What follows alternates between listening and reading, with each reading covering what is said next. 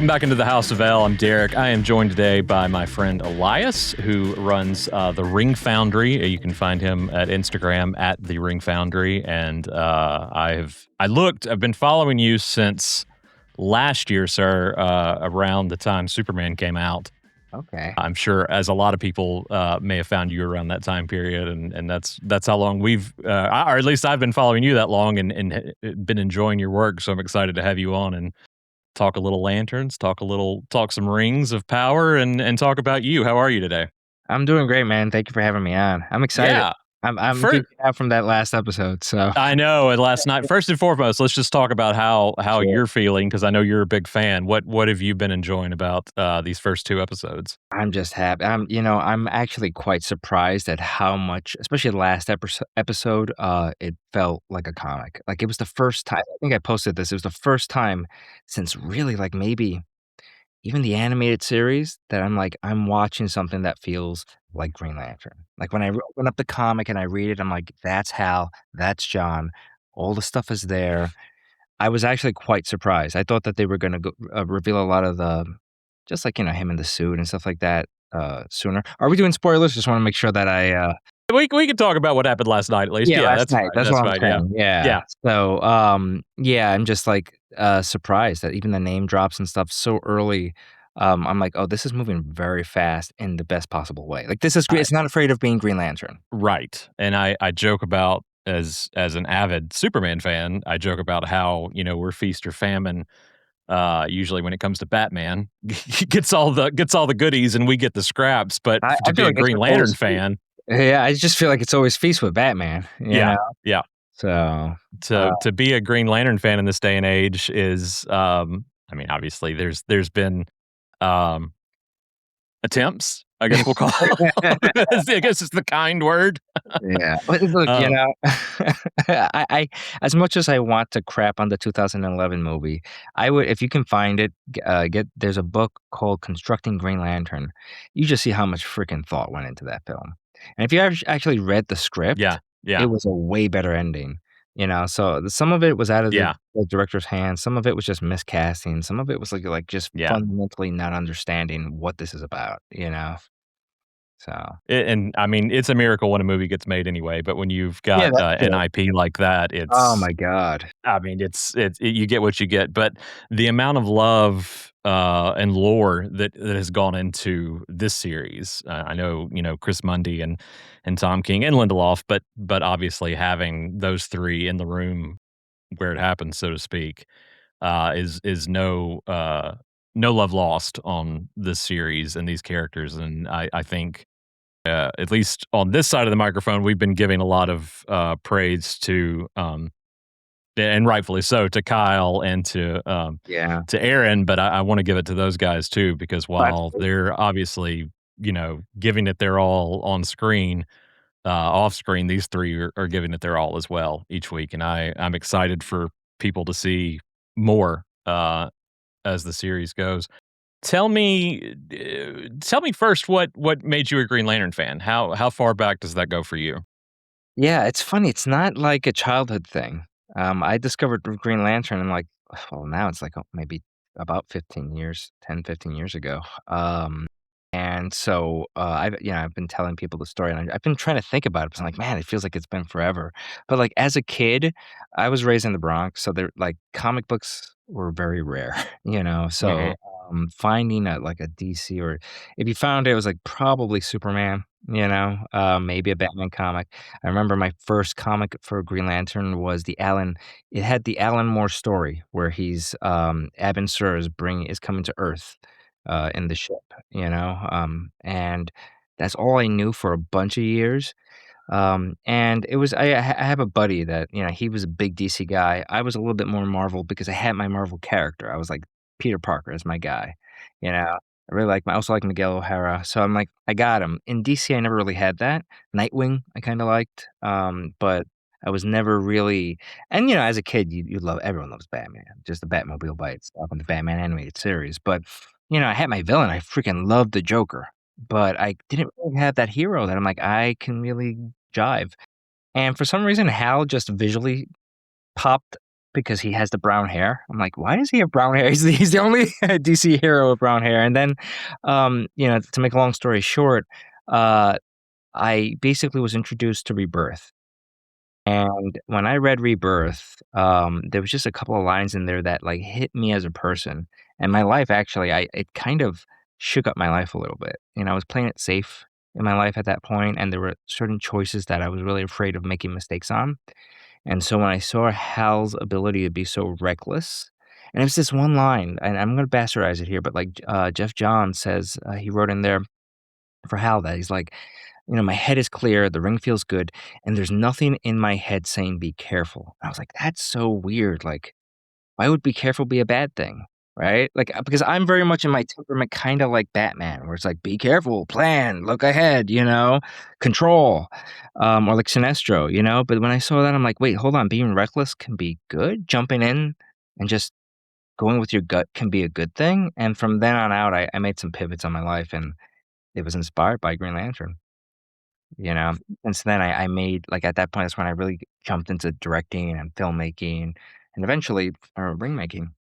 I think Rebirth is a huge moment for a lot of Hal fans, obviously, that felt, betrayed or didn't care for, what happened to him in the '90s. Yeah, yeah.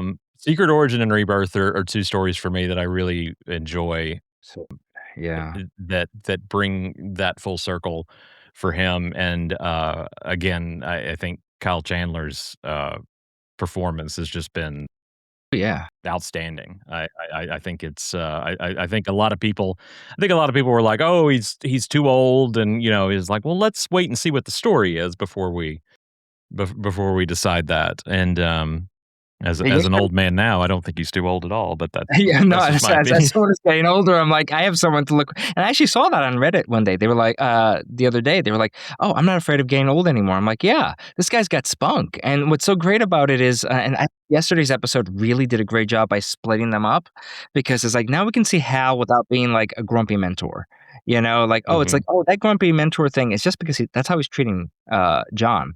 But he's still young as hell and he's still stupid mhm. as hell and still willing to just get hurt and figure it out as he goes, and it was fun. When he flew up, in the town square to try and figure out where everybody was and the ring gave out on him and he Yeah, landed, I there was you like, go. That's Hal." It's funny you brought that up, 'cause that's the scene I'm thinking, Yeah, or even the way yeah. he was with the sheriff, you know? So or going there with So charge. right. So did that love for you lead to ring making? I mean, is that how you kind of fell into that? Well, what led really into the ring making was like this, 2 thing a little bit of trauma, okay? So I have a friend that is Okay. just like Batman, and I mentioned this on another podcast the other day, like, just this type of person that they're like every time you go to them, they're like, "Yeah, I already did the research. I know." And they have like a bug out bag in their house, and they're like, "Yeah, World War III is gonna happen this way." It's just like, dude, come on, you know? And he's the one that got me into DC, and, the first thing I did was I got a Green Lantern ring, and it was all silver one on eBay, and then he looked at it and he went, "Hmm, it's a Green Lantern ring that's not even green." And I just like I was like, "He's right, it's just silver." It's just pewter. It's not Yeah, and then, he was like, "Dude, it has to be all green, like, it can't just be green on the face." And so then I started trying different things like spray paint and you see people doing it now, like, they're trying to make their own rings, and it's like, yeah, none of that's gonna hold, it's gonna wear out, it's gonna look bad, or it's gonna look like crap over time, and then it's like, "Okay, now is the quest for what is the best finish?" I've seen it, I've seen green metal somewhere, how do I make metal green and wear it, And then it turned into this whole process. That's when I discovered anodizing and how exactly to make an anodized ring, which I've never seen anodized jewelry anywhere. I've seen anodized trinkets, and the iPhone is anodized and stuff, and so that kind of the cost to make one anodized ring was going to be way too high. So I'm like, but if I make a lot of them, other people definitely want rings, right? Yeah. And that's when it Yeah. started. And then it was like I was just blown away by, like, just how much the community was, like, starving for good Green Lantern rings? Yeah. Mm, yeah. What would you say, and I am giving you your flowers here because you may not say this, but I'm gonna say this. What sets yours apart? Because yours are set apart from any others that I see. What do you feel what's that extra amount of love? Is it that love for the character that makes you go the extra mile, or is it, just the process of learning and failing and trying again? It's kind of all of that. I would say at its core, something that I've learned just and it's helped me actually as a filmmaker, is that you gotta make what you want, you Mhm, know? It's like and so, like, it started with, "I want this type of ring," you know? And so every time I make a design, I'm like, "I want it to kinda look like this. I want it to have that aesthetic." It just starts to everyone loves it. Everyone loves it because it's like, that shared feeling of like, "Yeah, that's awesome," you know? Uh, I think also it's because the Green Lantern ring is a very, very, very hard concept to put to physicality. I think that's what I mhm, like about the challenge because it like, let's think about, like, other magic rings and other stuff. Lord of the Rings, Tolkien drew the ring, so it's, like, pretty easy. All the mhm. other rings in that, magical, you know? And you can do all kinds of designs and really look into, like, different art forms like Deco and Art Nouveau and all that, but it's like, that's it, it's basically magical. With the Green Lantern ring, it is all green usually.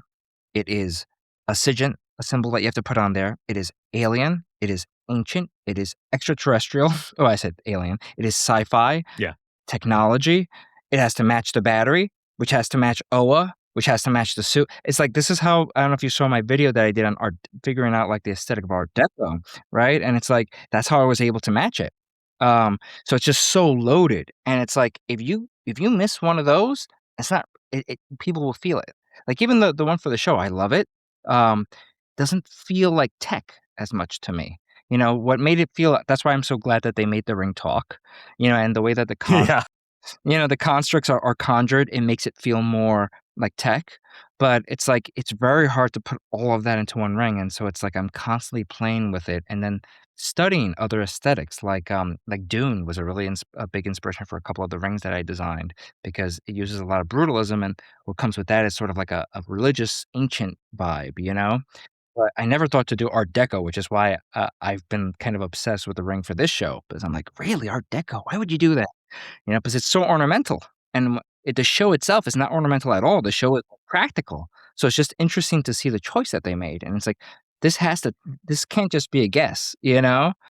So, yeah, so that's kind of it's just how loaded that ring is, and so I put all of that thought in for years and just tried so many different things, and then I wear them every day. Think of, like, Tony Stark, how he's making the suits, that's what I do with the Mhm. rings. Like, I'm literally like, you can make an awesome ring too, and then you put it on, you're like, "This is whack." Like, it just Yeah. doesn't look good on you or it doesn't look good with what you're wearing. Like, everyone's asking for an all green, like, the anodized rings, and I'm like, you do realize if you were to do that on camera, it would look kinda like a toy. Right. One of the issues I had with the Guy Gardner ring in Superman, it looks like a toy, you know?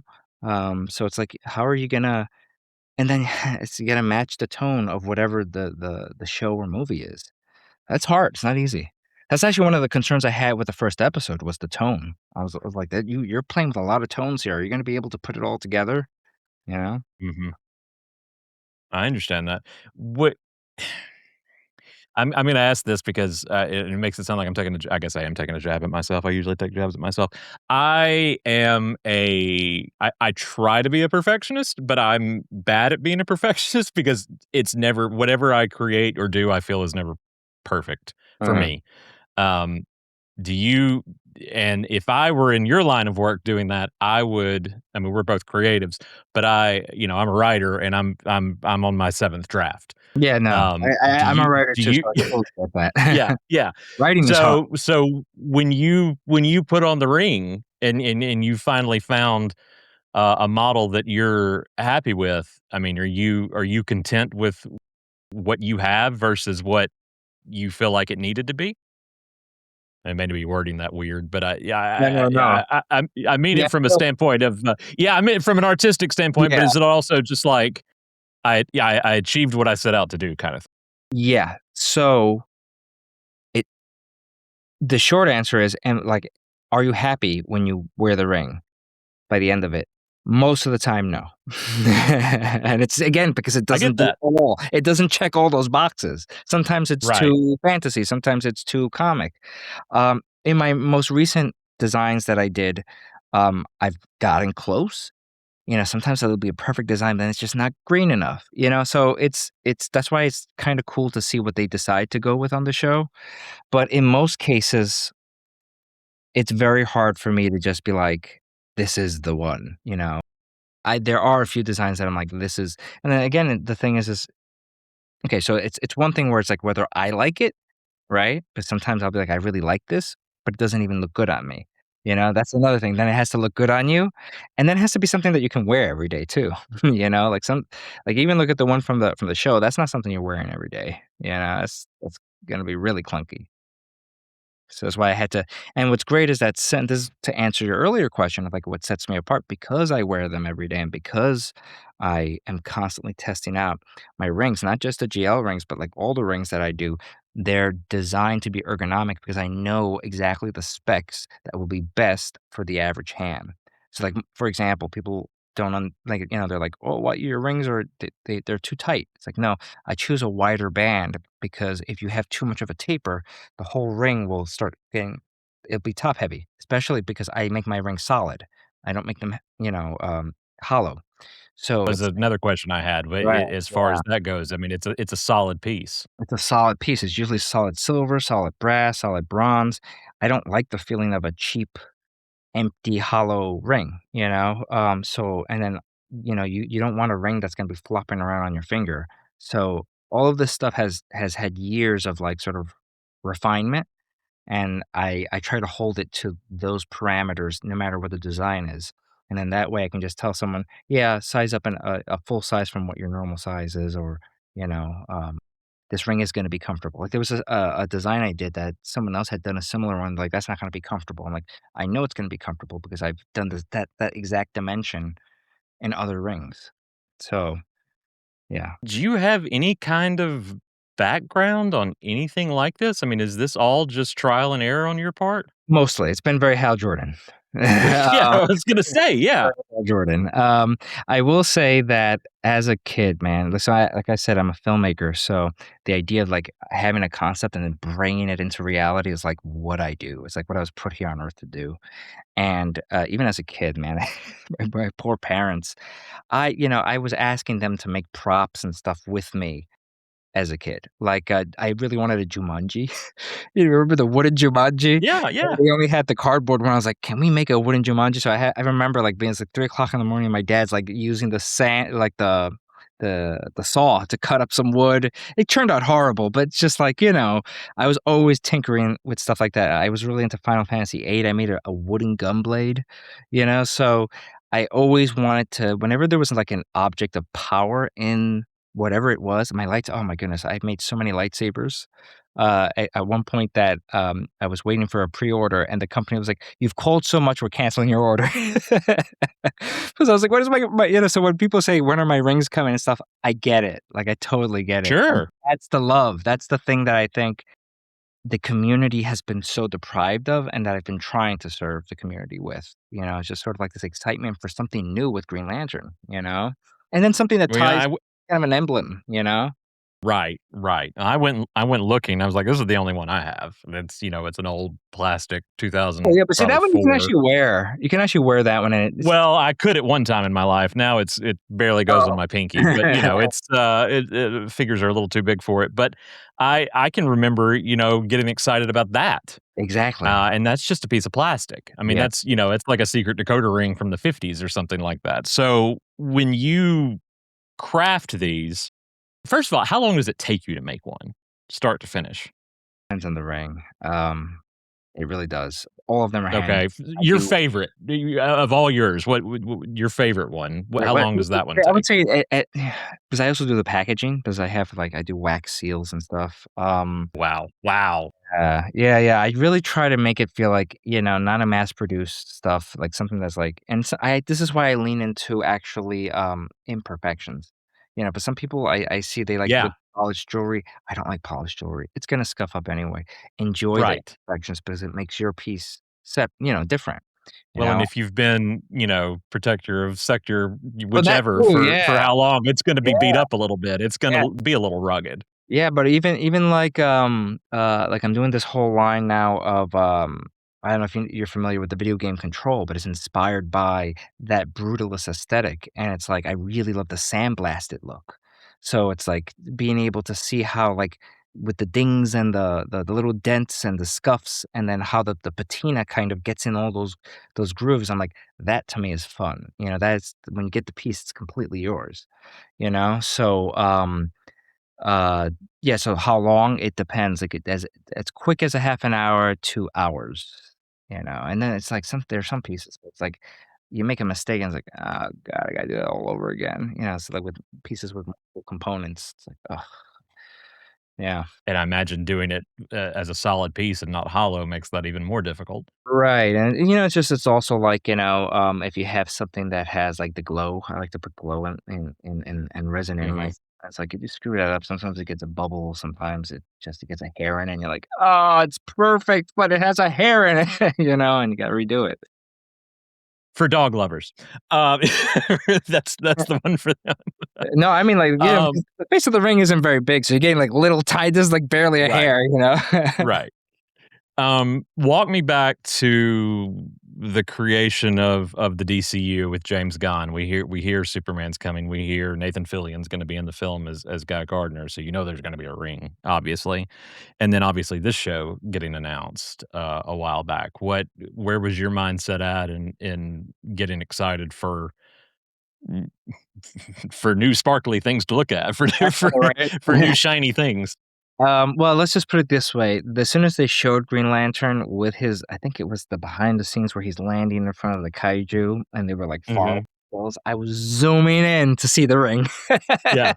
And it was like just this blob, or like when they first showed that image with Kyle Chandler and Aaron Pierre, and everyone was like, "That's the ring?" Yeah, yeah, yeah, yeah. Yeah, I was zooming in to try to get like, what is this look of this ring?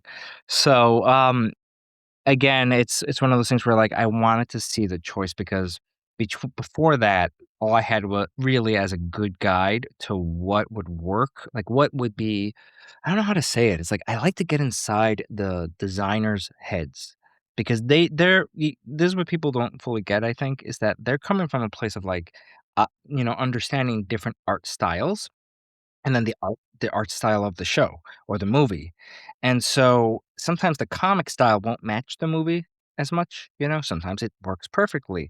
And so we've been spoiled with, like, for example, Batman. There's so many iterations of the Batmobile, so many iterations of the suit of his suit, Um, but with Green Lantern, it's like, what can you do that's different, but still keep that original aesthetic true? And I wanna know just how far off my rings are from there. So, as soon as yeah, and then, like, I've thought about that Ryan Reynolds ring for so long, but it's just funny because sometimes I'll overthink a design when, again, the initial instinct is what it is. Like, my initial instinct from the Ryan Reynolds ring was, "I don't like it."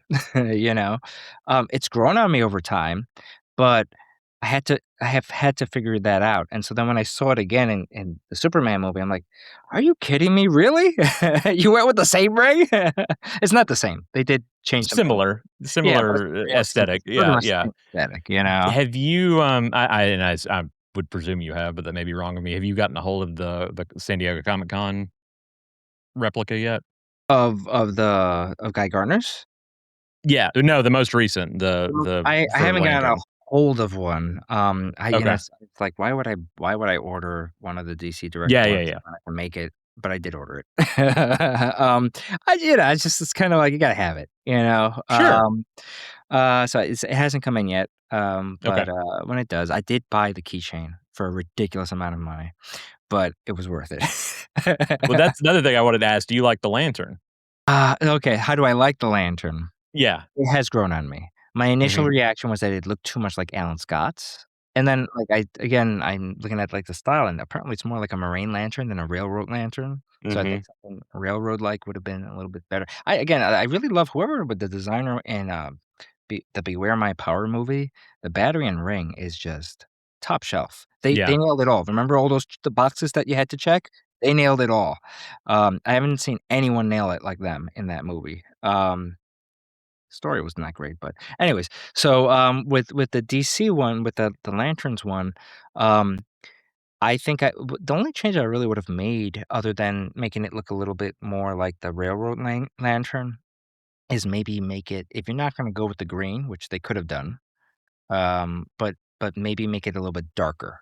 So it's more of like that dark patina rather than, the bright brass, you know? However, when that thing charges, man, who cares? 'Cause it's dope. Yeah, When it plugs yeah. in, that's also a brilliant idea too, you know? So, I, um, yeah. I loved it when we'd already talked about that moment, but I loved when, he got the low battery the talking of the low Oh, yeah, battery signal and then, pounding it he's got on a the way to, like, trunk of hack the it, car. right? He Like, hacks it. it's like, "I've been there before," you know? But this is what let's talk about this if you don't mind because, like, this is something that has been really annoying me with the show, which is people really being adverse to the term grounded. And I really think that that right there, that scene of him being in the air and hitting the floor is grounded. That's what that means, Mhm. like, literally. And it's because, like, you need to ground crazy flying things and, if not, then the brain doesn't know what it's looking at. This is the issue I have with Scott Snyder's movies, like, the costumes were very grounded, everyone looked grounded, but then Mhm. it gets to a certain point where it's like you're taking giant buildings and throwing them at other people, and it just gets so detached from anything that seems like any issue that we would ever go Suspension of through. disbelief. Yeah, That yeah. suspension of disbelief that it's like, "What am I looking at?" You know? The original Green Lantern movie, it's the same thing, like, what is his big obstacle in the movie? I have to overcome my own fear and just push through. Mhm. That's not a real obstacle, you know? Yeah, But you know what? Being so brash that you forget to charge the ring, that's a yeah, real obstacle. yeah. You know? And of course, in typical Hal fashion, using it for stupid stuff that uses Right? up the battery. Right? And then still it's Spot like, on. "You know what? I'm gonna still use" yeah, exactly, stupid stuff going up in the air because he's too lazy to to walk around, right? And then forgetting, he forgot, he's like, "Ah, crap, I forgot Yeah. it, 1%, and it's like, first of all, you gotta have such incredible confidence in yourself, right? Because Batman would be charging 99%, he'd be charging that every 2 seconds, you know? Um, but it's also that, like, moment where we're in the interrogation, and we're like, "Well, Hal was right. Hal's got the upper hand." And then when he mentions that the guy says he can blow himself up, you're like, "Hal can deal with that, it's not a big deal." And then he says, "But did you charge the ring?" Right. Then you're like, And you "That's a see the real cracks in the bubble. I mean, you yeah, can literally see that yeah, it's not a solid construct. yeah, and he had to go in there by hand, Mhm. and it's like, that's a real obstacle, and that gave me so much faith in the series going forward because it's like Well, and that's how you do it, you know? I think too, I remember back when that you were talking about that first image that was released of the 2 of them walking, and I remember the fallout from that. "Oh, well, they're not in their and I'm like, okay, first of all, you don't and you as a filmmaker, you don't understand that this is day 1 of filming. Right, Like, exactly, there's like, been probably no lead elements have been added to this yet. You're lucky you got a ring. yeah, yeah, exactly. Well, I'll be honest with you, I think that ring was photoshopped on or AI, Do you? Yeah, I've I looked wouldn't at be it a a bit billion surprised. times. I'm like, "It doesn't look like it did just it didn't." And I was very surprised too. I'm like, "This is way too" that's when I had the suit moment. And it wasn't when the suit was revealed about it not being green enough and whatnot. I wasn't as worried, but when I saw that ring, I was like, "Ooh, I really hope they're not just throwing away the ring, and I hope they know what they're doing," you know?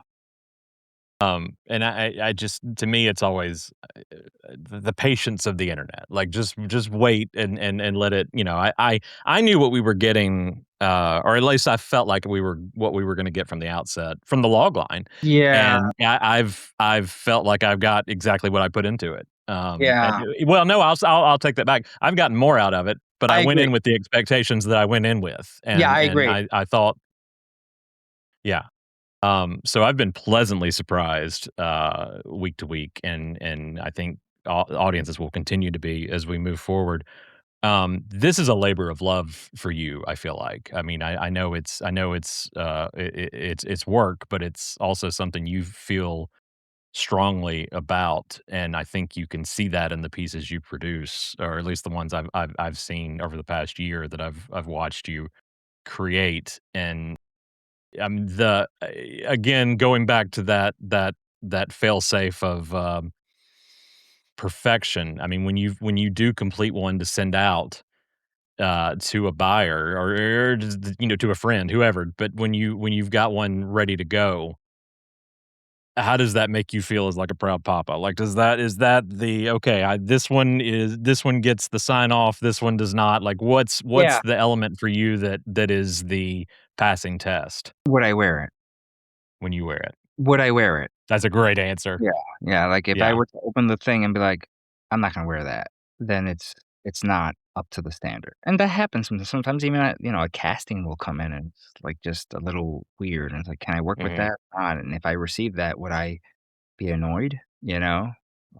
So that's kind of the standard, yeah, and, when you say labor of love, it's like, there have been many times, throughout the years where I'm like, "Okay, I think I'm good." Like, it's because like I said, I am a filmmaker and an actor, and that's a takes a lot it takes a lot of energy, uh, and then I get it, like, people saying different things about how, like, the rings are so important to them. I had a guy talking to me about how, like, I might be misremembering, but he said, like, he works at a bank, and he's able to connect with all these older people that love Green Lantern just on the rings, and they're very lonely people, and when they see the rings, they light up.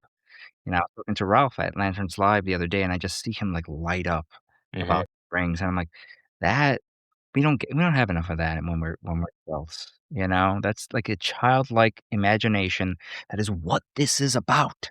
It's about the imagination. It's about that part of you that's creative, and I think when you see people partaking I'm so happy, like, I go on the internet and I see all this new art and all this Green Lantern stuff that people are doing because they're inspired and they're getting into Green Lantern. Right. It brings me so much joy, you know? And it's like, It's such a weird thing to, I don't mean it weird from a bad standpoint, but just weird to see. I mean, it's it odd for is. me to, it's like last summer with Superman. It was like everywhere I looked was Superman, and that's Yeah, not something I'm used to, yeah. in Very this much day and age. so. I'm used to him more often than not being the butt of somebody's joke, bad joke often, Green Lantern. but Don't get me started with Green Lantern. He is the sure, yeah. superhero joke, you know? He And so when I see this now over the last couple weeks, and I've seen people go, "Okay, I wanna learn more." Where my co-host who, he and I have been doing podcasting for 20 years now, but he's not a big Green Lantern guy, but he was so excited about the show, he wanted to talk about it and wanted to be a part of it. So now we've given him all these recommendations to go back and read, but he's bought a ring, like, he wants to be a part of it, and I think that imagination that you're talking about, more often than not, as adults, some of us lose that, and, I think I mean, it's fun to it's fun to grow up, but also get to have that childlike wonder and have adult money at the same time to be able to Yeah, to yeah, tap yeah, yeah, into. yeah. Well, it's not just a toy, right? But, there's Right. also something about and it's about the lore. I've thought about this a lot. That's almost religious, or I should say mythic. And DC's heroes tend to be more mythic, right? The Marvel is more like, I can relate with that guy. He's an everyday guy with powers, whereas like DC is more of like these are gods made human type of thing, And Mhm. Al is in that interesting place where he's a regular guy and he embodies this mythology. And kudos to Jeff Johns and to the writers of Lanterns who you can see clearly that they get it. And I think this part of the issue with the 2011 movie, it didn't understand this, is that there's like a true mythology here that is true. It is true. Will is the thing that makes you do something, Fear is the thing that stops you, and hope is imagining the future for the best possible way. And every decision we make, everything we do every day is connected to that, just being. The Greeks called it the logos, And so deeply, deeply yeah, you're a writer. So it's like when you write, that's participating in this. And so um that's what people feel when they wear these rings and when they get into this lore. And it's hard to communicate, especially because of all the sci-fi stuff, but when you feel it, it's truer than true. It's as true as Superman and his whole symbolism, like there's a lot of religious symbolism, with Superman. And I think we're starved for that. You know, I everything's do so too. like nowadays, so to Yeah. get that, it's just wonderful. Escapism is, in its own right, is a powerful tool, and I Well, think, I wouldn't even I don't know if I would call it escapism. I think and you're yeah, right. I think it's a lack of a better term, but I think that there's an element of retroactively accepting something that, that takes you out of maybe not disassociation, but, yeah, that gets you out of your head, for a little right, while, and right, I'm bad to, my phone, the way we work, the way we do things. I can't remember the last time a TV show was on, maybe since Smallville. It may have been 20 right? years for me, but the last time I didn't pick up my phone once during that episode last Yeah, night. yeah, Like, I was yeah, man, so engrossed in this yeah, storytelling and this world they've created, and I know it's part of this larger world that we're getting now with Superman and, yeah, um, these other properties, but it's so nice to be engrossed in something uh, that isn't negative, right, right, and that it is world building, that it now and community building, that, like yeah. you said, that all these people that have found this stuff, together and have brought people together. I wanna ask you your theory on something before we go, because I know a lot of people are talking about it, but how do you think the trade-off, will happen, or I guess has happened, between 2016 and 2026? Why do you think Guy's ring is the way it is, and Hal's Oh, ring is the way it is, and yeah, so yeah. forth? Well, they could have easily given Guy that same model, and they didn't, so I don't think Mhm, that's the same ring. mhm, It's hard. I had a lot of theories that some of them I'm still pretty sure of, and then some of them I'm like, "Okay, that's off the table," you know? mhm, The way I see this going, and I could be wrong, is that John's storyline in 2016 is that he's going to see that the Guardians are kind of digging Hal over, if that makes mhm, he's gonna see that, like, he wants to be a Green Lantern so bad, but then he's gonna see the cost in mhm, Hal. And and the Guardians might even just take the ring and be like, "Okay, he's got the ring now, you just follow to Hal," you know? But I think what's gonna happen is he's gonna realize that, to some degree, Hal was right, and I think he's gonna reject the ring, and I think that's why he doesn't have the ring in yeah, 2026. yeah, And it's out of maturity. It's out of like, "Is this what I really wanted? No, it's not." You know? And Hal stays with it. Then the Guardians are like, "Okay, Guy, you're up," yeah, and yeah, then Hal something happens with Hal. If we're gonna talk about that, I don't think he's dead. I think it would be so stupid to kill him off, especially with how charming, Kyle Chandler is. Like, he's up there with, like, Robert Downey Jr. with embodying mhm, character, you know? And I do think, I was never the biggest Jon Stewart fan, and it's not I just feel fine maybe I didn't read enough of his comics, but, like, I feel like he just is a little too stoic, you know? mhm. But what Aaron Pierce bringing to Jon Stewart, I'm, like, all about. He's bringing a human. You can't not Yeah, look and at every move that man makes on right. screen, and of course, I've said I've been a fan of his for so long. He was on another show we covered, Krypton. That was where I first got introduced to him, and he just his presence commands the screen, when he's on it, Difficult and when you too. put the 2 of these together, Yeah. their chemistry is off the charts. So I'm excited for where it's gonna go. I'm excited for audiences to see where it's gonna take them. Tell our audience where they can find you. So you can find me on Instagram at the Ring Foundry. You can find me my website, theringfoundry.com, and then my personal Instagram is the Elias Noel at the Elias Noel. Yeah, I'm gonna be doing a Kyle Rayner short film. Well, I already shot it. Nice. We did like a little bit of a homage to his first scene where he gets the ring. So So you're in the Nine Inch Nails shirt and everything, yeah, or yeah, yeah, I'm playing yeah, Kyle, and I was like, "I gotta get the '90s Nine Inch Nails shirt." So there's some yes. stills on both my personal and on the Ring Foundry, and you'll see the leather jacket I got. I tried to find one that was exactly like Kyle's, I couldn't, but this is the closest, and the name of it is The Knight Rider. I was like, "Yeah, Kyle would have the Knight Rider." Kyle would have the Be Knight all about Rider. it. Good So, pull. yeah, it's that little scene. So we're gonna be releasing that too as sort of like a love letter to Kyle and to Lanterns. Well, that's awesome. I'll be looking forward to that. I hope you guys listening will follow Elias and see all. Again, I just want to give you your flowers on your hard work because when I was started looking last year at everything you've done, it's incredible to me. I'm not one of the even 3D printing to me seems mythic. Like it's just It is a bit. it really does. Like it's so I am so pen to paper, like physical, and so when I see these people create these incredible things even Yeah, with a printer, I'm like, that's insane." So for you yeah. to do what you do and have no background on it, not come from a legacy of my grandfather did this and his grandfather did I mean, to know that you have just willed this, into A little bit of existence that. really, Yeah, it's a little bit of it that. is incredible to me, so I commend you for that. Thank you. It's an honor, and I appreciate that you have me on your show, you know? Yeah, no, I know you're doing some other Lantern shows this soon, so I, well, obviously wanted to get to hear your story, and like I said, just following you has been really cool. So I hope you'll come back and talk to us again. Yeah, man, let's geek out after the 8th episode. Absolutely, look forward to that. Thanks, Elias.